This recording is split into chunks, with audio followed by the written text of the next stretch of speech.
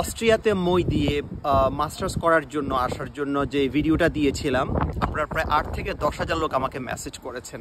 দুঃখের ব্যাপারে এই মেসেজগুলোর রিপ্লাই দিতে গিয়ে আমার আইএলটিএস টুডে যে ফেসবুক পেজ আছে এটা কয়েকবারই স্লো হয়ে গেছে।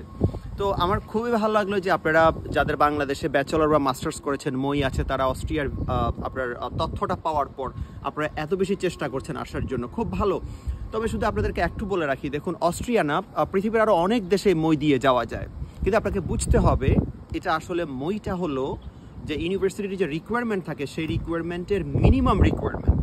এখন দেখুন, একটা যখন টিউশন ফি ছাড়া ইউনিভার্সিটি থাকে পৃথিবীতে, সেখানে সারা বিশেষ করে সাউথ এশিয়া বলেন, আফ্রিকা বলেন, মিডল ইস্ট বলেন, এইসব দেশ থেকে হাজার হাজার ক্যান্ডিডেটস অ্যাপ্লাই করে।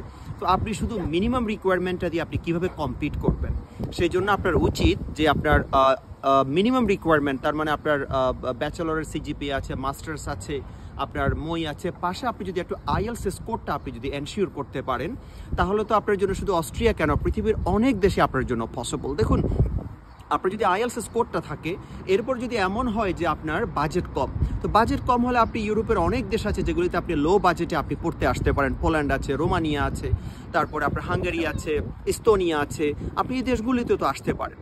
মূলত হলো আপনার যখন আইএলটিএস স্কোরটা থাকবে, তখন আপনার জন্য যে কোনো দিকে মুভ করাটা অনেক বেশি ইজিয়ার হয়ে যায়, এবং সেক্ষেত্রে আপনার বাজেট ভালো হলে আপনি একটু ভালো মানের ইউনিভার্সিটিতে, ভালো মানের দেশে যেতে পারবেন, যেগুলি খুবই একটু এক্সপেন্সিভ টাইপের। আর যদি আপনার বাজেট কম থাকে, তাহলে আপনি কম বাজেট ইউনিভার্সিটিতে যাবেন, ব্যাপারটা এইটা। কিন্তু মেইন ফ্যাক্টটা, মেইন হিন্ড্রেন্সটা, মেইন অবস্টেকলটা হলো আইএলটিএস স্কোর। দেখুন, দেশের বাইরে আসার ক্ষেত্রে আপনি একটা দেশে আসবেন, সেই দেশের ভাষা, যেমন ইউরোপের প্রত্যেকটা দেশেরই ভাষা আলাদা আলাদা, তো আপনি ওই দেশের ভাষা জানেন না, পাশাপাশি আপনার ওই দেশের ভাষা তো জানেন না, আপনি ইংলিশটারও কোনো আপনার প্রফিশিয়েন্সি টেস্ট আপনার কাছে নাই।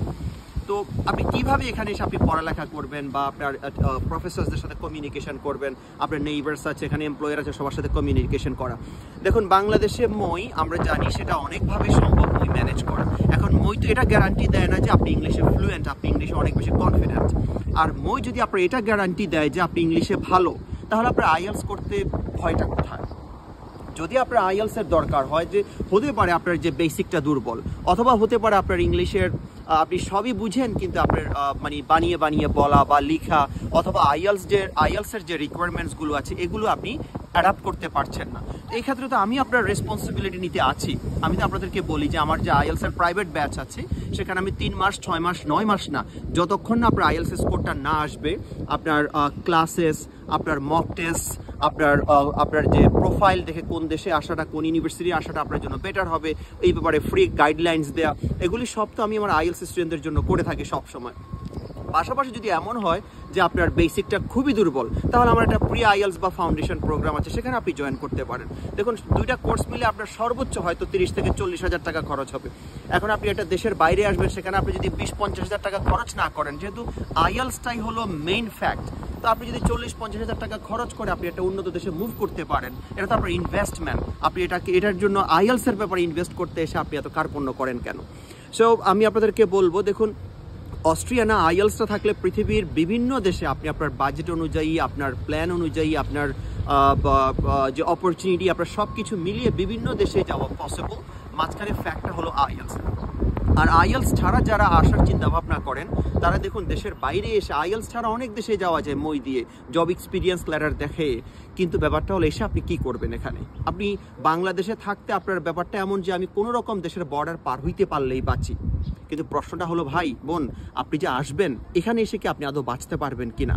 আপনি যদি রিয়েল হিস্ট্রিগুলি দেখেন, বিভিন্ন দেশের ফেসবুক পেজে ঢুকলে আপনি দেখবেন অনেকজনই এখানে আপনার আসার পরে 1 বছর 2 বছর কোনো জব পাচ্ছে না, এখানে ইন্টাগ্রেট করতে পারছে না, এখান থেকে ডিপোর্ট করে অন্য দেশে চলে যেতে হচ্ছে, অনেক প্রকারের ক্রাইসিস। দেখুন, বাংলাদেশে থাকা অবস্থা আপনাকে অনেকজনের সহযোগিতা করতে পারে, সেখানে আপনার কাছে হয়তো বিভিন্ন কারণে আপনি হয়তো বাংলাদেশে আপনি থাকা নিয়ে খুব বেশি বোর হয়ে গেছেন, কিন্তু তারপরও তো এমন তো না যে আপনি সেখানে আপনি পুরো সার্ভাইভ করতে পারছেন না, আপনার জীবনটা পুরো একবারে মানে ফুল রিস্কে পড়ে গেছে।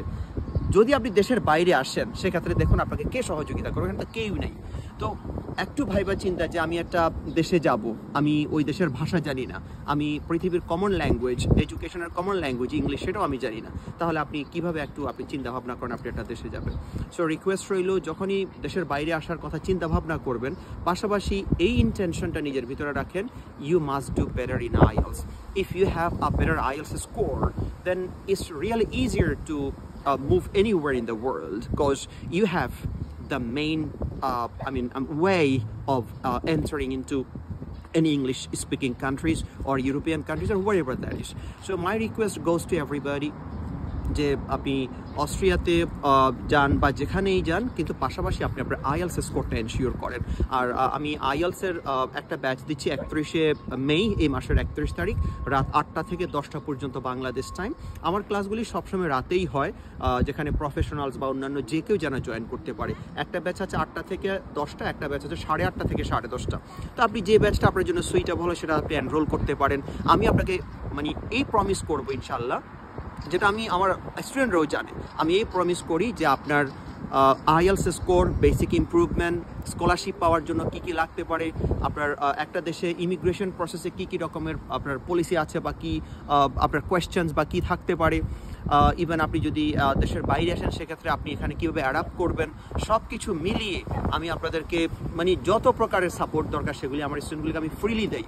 দেখুন, একটা কনসালটেন্সি নিতে গেলেও 2.5 থেকে 3 লাখ টাকা লাগে, আমি এটা আপনাদেরকে ফ্রি দিয়ে দিচ্ছি। আমার অনেক স্টুডেন্ট শুধু IELTS কোর্স করে, তারা পৃথিবীর বিভিন্ন জায়গায় তারা গিয়েছে, তাদের কোনো কনসালটেন্ট দরকার হয়নি, কারণ কনসালটেন্ট যে কাজ করবে সে কাজটা তো আপনাকে আমি করাই দেবো IELTS ক্লাসে।